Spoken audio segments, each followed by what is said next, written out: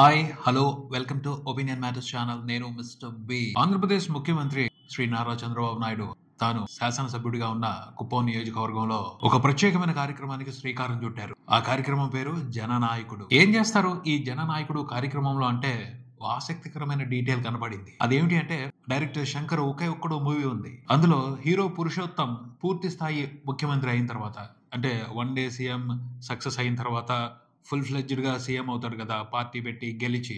అప్పుడు ఆయన ఒక పథకాన్ని తీసుకొచ్చాడు ప్రజల కష్టాలు తీర్చడం కోసం. ప్రభుత్వంతో ప్రజలు డైరెక్ట్ గా అనుసంధానం అయ్యేందుకు ఆ ఆలోచన చేశాడు పురుషోత్తం. అదే ఫిర్యాదులు పెట్టే. రాష్ట్రం మొత్తం పోస్ట్ బాక్సుల మాదిరి ఫిర్యాదులు పెట్టెలు పబ్లిక్ ప్లేస్ లో పెట్టారు.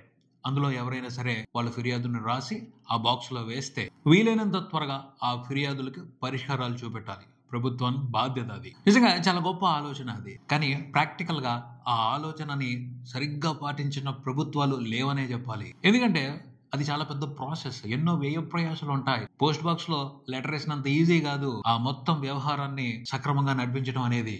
అంటే లెటర్ చూడాలి, ఫిర్యాదులు ఏం రాశారో చూడాలి, ఏ డిపార్ట్మెంట్ కి సంబంధించిన ఫిర్యాదు చూడాలి, ఆ డిపార్ట్మెంట్ కి పంపించాలి, వాళ్ళని అలర్ట్ చేయాలి, వాళ్ళు సమస్యని చూడాలి, వాళ్ళు పరిష్కరించాలి. చాలా పెద్ద తతంగం ఇది. ప్రభుత్వానికి ఉన్న పనులు కాకుండా ఇది ఎక్స్ట్రా బర్డెన్ అవుతుంది. సో ఇలాంటి వాటిని తొందరగా ఎంకరేజ్ చేయరు. చేయకూడదు అని కాదు, చేయొచ్చు. కానీ ఎప్పుడు, ఎలా? క్రమశిక్షణ కలిగిన అకుంఠిత దీక్షతో ఉన్న ఒక గొప్ప వ్యవస్థని ఏర్పాటు చేయాలి. అప్పుడు ఈ ఆలోచన గొప్పగా విజయవంతం అవుతుంది. కానీ ప్రాక్టికల్ గా మాత్రం చాలా కష్ట నష్టాలు ఉంటాయి. అందుకనే ఏ ప్రభుత్వం కూడా ఇలాంటి ఆలోచనలు త్వరగా చేయదు. ఎవరైనా ప్రయత్నించినా జస్ట్ ప్రచారానికి మాత్రమే వాడుకుంటారు. కొన్ని రోజులు అలా నడిపిస్తారు, తర్వాత తీసి పక్కన పెట్టేస్తారు. అసలు ఈ ఫిర్యాదులు పెట్టే ఆలోచన ఎందుకు? అంతకు మించిందే మనకు అందుబాటులో ఉంది. కేంద్ర ప్రభుత్వం ప్రజల డిమాండ్ మేరకు పార్లమెంట్ లో బిల్లు పెట్టి ఓ పవర్ఫుల్ చట్టాన్ని తీసుకొచ్చింది ప్రజల కోసం. చెప్పాలి అంటే ఆ చట్టం ఈ ఫిర్యాదులు పెట్టే ఆలోచనకి అల్ట్రా ఎక్స్ట్రీమ్ వెర్షన్. ఫిర్యాదులు పెట్టిలో ఫిర్యాదు వేస్తే అది పరిష్కరించబడవచ్చు, పరిష్కరించలేకపోవచ్చు. అది పాలకుల విఘ్నతను బట్టి ఆధారపడి ఉంటది. అంటే ఒకే ఒక్కడు సినిమాలో పురుషోత్తం మాదిరి ముఖ్యమంత్రి ఉంటే అది సక్రమంగా నిర్వర్తించబడుద్ది, లేకపోతే లేదు. కానీ కేంద్ర ప్రభుత్వం తీసుకొచ్చిన చట్టంతో అలాంటి పప్పులు ఉడకావు. ఒక్కసారి కంప్లైంట్ పడింది అంటే దానికి పరిష్కారం కనిపించాలి. లేదంటే ఏమవుతుంది, ఏం జరుగుతుంది అని వివరణ ఇవ్వాలి. అలా చేయకపోతే చర్యలు ఉంటాయి, జరిమానాలు ఉంటాయి, శిక్షలు ఉంటాయి. అంత పవర్ఫుల్ చట్టం అది. ఆ చట్టం ప్రకారం ఫిర్యాదు చేసినప్పుడే ఫిర్యాదుదారుడికి సమయం చెప్పాలి. ఎప్పటిలోగా ఈ సమస్య పరిష్కరించబడుద్ది, లేకపోతే నువ్వు అడిగిన దానికి సమాధానం దొరుకుద్ది అనే దానికి సంబంధించి టైం చెప్పాలి. ఆ టైం ప్రకారం అతనికి సర్వీస్ ఇవ్వాలి. లేదంటే మాత్రం చర్యలు తీసుకుంటారు, సివియర్ చర్యలు తీసుకుంటారు. అంత శక్తివంతమైన చట్టం అందుబాటులో ఉంది. భారతీయులందరికీ అది అందుబాటులో ఉంది. భారతీయులందరి హక్కు అది. కానీ ఆ చట్టం కూడా చాలా చక్కగా దుర్వినియోగం అవుతుంది. కొంతమంది ఎంచక్క ఆ చట్టాన్ని వాళ్ళ ఆదాయ వనరు చేసుకున్నారు, స్వార్థానికి వాడుకుంటున్నారు. దాని మీద ఆధారపడి కొంతమంది బాగా డబ్బులు సంపాదిస్తున్నారు. అధికారులు కూడా ఫిర్యాదు చేసిన వాళ్ళతో కాంప్రమైజులకు వెళ్తారు. ఫిర్యాదు వెనక్కి తీసుకో, అంతిస్తాం ఇంతిస్తామని ఆశ చూపెడతారు. చాలా వరకు సెటిల్మెంట్లు అయిపోతున్నాయి. అంతేగాని ఆ చట్టాన్ని అయితే పవర్ఫుల్ గా ఎక్కువ మంది ఉపయోగించుకోవడం లేదు. నిజాయితీగా ఆ చట్టాన్ని ఉపయోగించుకుంటున్న వాళ్ళు చాలా తక్కువ మంది ఉంటున్నారు. చాలా అంటే చాలా తక్కువ మంది ఉంటున్నారు. అలా ఉపయోగించుకున్న వాళ్ళ స్టోరీల్ని కథలుగా చెప్పుకుంటున్నారు. అవి కథలుగానే మిగిలిపోతున్నాయి కానీ ఎక్కువ మందికి ఇన్స్పిరేషన్ ఇవ్వడం లేదు. కానీ ఆ చట్టం మాత్రం పద్ధతి ప్రకారం పని చేస్తే అవినీతి అధికారులు, అవినీతి రాజకీయ నాయకులు తుడిచిపెట్టుకుపోతారు. సొసైటీలో అవినీతి అన్న కాలుష్యం కంప్లీట్ గా ప్రక్షాళన చేయబడుతుంది. అది అలా ఒక పవర్ఫుల్ చట్టం అందుబాటులో ఉన్నా కూడా అది సరిగ్గా పనిచేయటం లేదు. అలాంటి టైంలో ఈ ఫిర్యాదులు పెట్టి ఇలాంటి ఆలోచన ఎంతవరకు వర్కౌట్ అవుతుంది? సినిమాలో అంటే రైటర్ రాసినట్టు కథ నడుస్తుంది కాబట్టి చాలా మంచి జరుగుద్ది, మనం ఊహించిన మంచి జరుగుద్ది. కానీ వాస్తవంలో మంచి జరగడం అంత సులువు కాదు. జనం కోరుకుంటే, బలంగా డిమాండ్ చేస్తే ఖచ్చితంగా మార్పు సాధ్యం అవుద్ది. చాలా విషయాలు సక్రమంగా నడుస్తాయి. జనం డిమాండ్ చేయబట్టే ఆ చట్టం కూడా బయటకు వచ్చింది, లేకపోతే వచ్చేది కాదు. బయటకు వచ్చిన తర్వాత దాన్ని జనం సరిగ్గా ఉపయోగించుకోవట్లేదు. అది బాధాకరమైన విషయం. ఎందుకని అంటే జనం సర్దుకుపోయి తిరుగుతున్నారు. జరిగేది జరుగుతుంది, మనకెందుకులే, వాళ్ళతో మనం ఎంత దూరం ఫైట్ చేస్తాం అని సర్దుకుపోతారు. దాని మూలంగా అది పవర్ఫుల్ చట్టం అయినా దాని కోరలు పీకేసినట్టు అయ్యింది. కోరలు పీకేసిన పాము ఏం చేస్తుంది? కాటేసినా పెద్ద ఉపయోగం ఉండదు, మెత్తగా ఓ పక్కన పడుకుని ఉంటది. అదే చేస్తుంది ఆ చట్టం. ఇంతకీ ఆ పవర్ఫుల్ చట్టం పేరు చెప్పలేదు కదా, రైట్ టు ఇన్ఫర్మేషన్, సమాచార హక్కు చట్టం. ఇప్పుడు ఇదంతా ఎందుకు చెప్పాను అంటే, కుప్పంలో సీఎం గారు మొదలు పెట్టిన జననాయకుడు కాన్సెప్ట్ కి ఈ ఆర్టీఐ కాన్సెప్ట్ కి కొంచెం దగ్గర సంబంధాలు ఉన్నాయి. నిజంగా నిబద్ధత ఉంటే ఆర్టీఐ చట్టాన్ని ఉపయోగించుకోండి, సమాచార చట్టం మీ హక్కు. దాన్ని ఉపయోగించుకుంటే చాలా వరకు మీ సమస్యలు పరిష్కారం అయిపోతాయని ప్రజల్ని మేల్కొల్పొచ్చు. వాళ్ళల్లో ఒక మంచి ఆలోచన విధానాన్ని పెంపొందించవచ్చు.